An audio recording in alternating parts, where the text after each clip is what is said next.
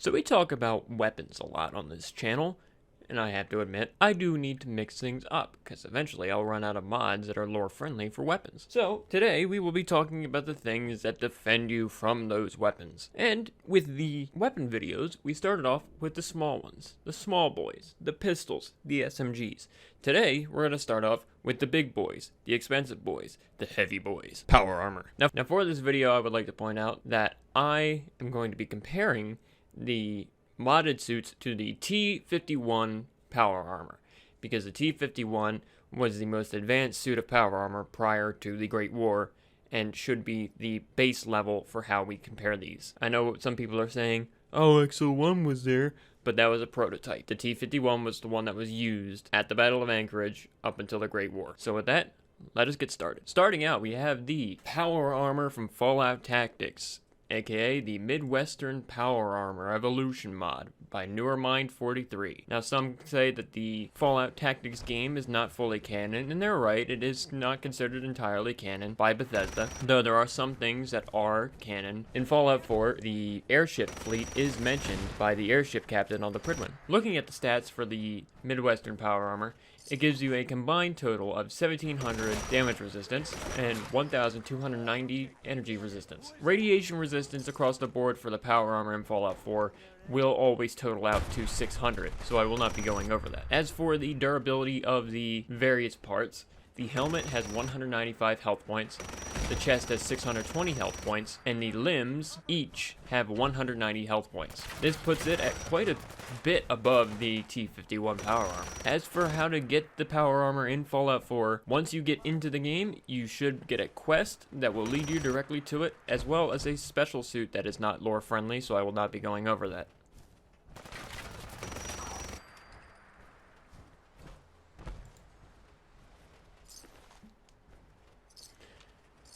Up next, we have something from Fallout 3. We have the Enclave X02 power armor, or the Advanced Power Armor Mark II. This power armor was worn by Enclave operatives after the destruction of the oil rig on the west coast of America, and it was manufactured in Raven Rock at Adams Air Force Base. Given the fact that the Brotherhood flew straight from Adams Air Force Base, it wouldn't be that hard to believe that at least one survivor of the Enclave would have made his way into the Commonwealth. Now for stats. In total, the X02 power armor gives you a total damage resistance of 1430 general damage resistance, 1195 energy resistance, so that is lower than the Midwestern power armor, but it does sit higher than T51B. Onto the health of the parts. The helmet has a health point of 201, the chest has health points of 800, and the limbs each have 201 health points, making it more durable than the Midwestern power armor while soaking up less damage. So if that is something you're looking for, there you are. As for how to get the power armor in Fallout 4, you will have to travel out to the glowing sea to a certain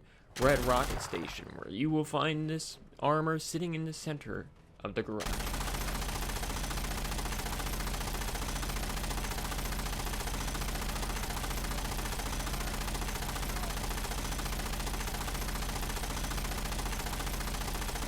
Coming up next, we have the armor of the elite Hellfire troopers from the Capital Wasteland, the Enclave Hellfire Armor, or X03. While it's only saw limited use by the Enclave in the Capital Wasteland, we can find a suit here in Fallout 4. As for damage, the X03 will give you 2035 damage resistance, 1010 energy resistance, as well as 600 fire resistance, just in case you're running across enemies with flamers. This is the only suit that gives you fire resistance. This armor actually gives you more damage resistance than the Midwestern power armor. As for the health of the pieces, the helmet has a health point of 265, the chest piece 900, and the limbs 245, so the pieces are even stronger than the X02. As for how to get it, you will want to go to the vertebrate crash site in the glowing sea. You'll want to head west a little ways till you find a hatch on the ground. There you will find a bunker that holds the X03 power armor. Up next, we have one of the more practical uses of power armor, the Excavator power armor from NewerMind43. NewerMind43, by the way, made a lot of these mods on here, so very good work. Designed by Bagarahan Mine & Co., It was used mostly to protect miners from rockfalls and airborne contaminants. It is actually really cool at the fact that power armor would be used for more things than just combat. Looking at the stats, the damage resistance gives you 980, energy is 766, and that is completely understandable as this wasn't meant to be used in combat, it was more for civilian usage, so you shouldn't expect that great of damage resistance. Looking at the health parts, the helmet has 125, chest piece has 500, and the limbs have 125. If you're curious where to find the 2 excavator suits in Fallout 4, you can find the first one in Quincy Quarry and the other one is at Thicket Excavations. You will have to drain Thicket Excavations and then drain it of all those disgusting raiders.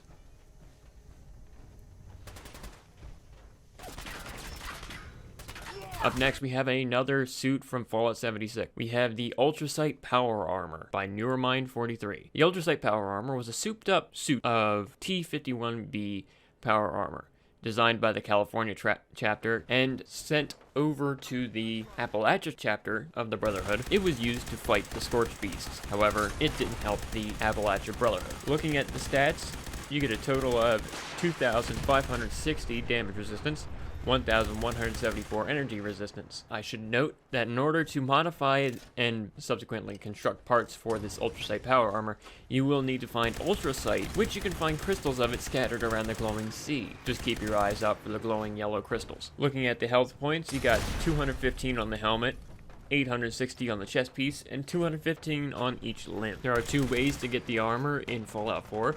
You will have to go to the glowing sea, find the Ultrasight crystals, and build the Ultrasight crafting station. Then you are able to build the Ultrasight power armor and the 2 new weapons that are added with this mod. The Ultrasight Gatling laser, which you can see in the gameplay, and the Ultrasight laser rifle, which I did not use. You can also get a suit if you join the Brotherhood of Steel. You can find the Ultrasight power armor and weapons in the Boston airport. Next up, if you've never read a basic economics book, A Simp for the Communist Party, or from Portland, the Redshift power armor is for you. Now, while this is technically not a canonical suit of power armor, it is merely a skin from Fallout 76. Neuromine 43 brought it to life, and we can pretty much say that the Chinese would have reverse engineered a suit of power armor and tried to make their own. Looking at the statistics, it has a total damage resistance of 1,415.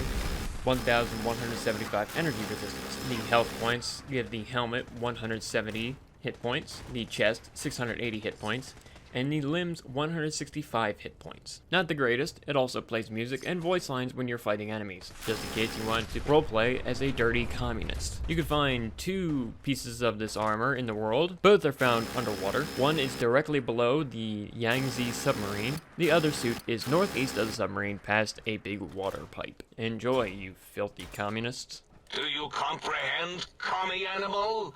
And finally, we have the T-65 power armor, also from Neuromine 43. This armor was only in the planning stage at the point of the Great War, the schematics of which were held by remnants of the pre-war Secret Service in Vault 79. They were eventually accessed by the survivors of the war from Appalachia, so it was not that hard to believe that one of these suits would have made its way into the Commonwealth 260 years later. Looking at the stats, it gives you a total damage resistance of 2,060, an energy resistance of 1,565. The helmet has a total of 245 hit points, the chest 980, and the limbs each have 245. While very bulky, I think this is a very cool suit of power. You can find a complete suit of this armor by the castle in the lagoon, directly under a little rowboat. Go ahead and enjoy. A good addition to this is the Secret Service armor by Neuromine 43, if you're just looking to pull off the full Secret Service look. And that's all I got for the lore-friendly power armor suits for Fallout 4. If you enjoyed, click the like button and subscribe. You'll see more.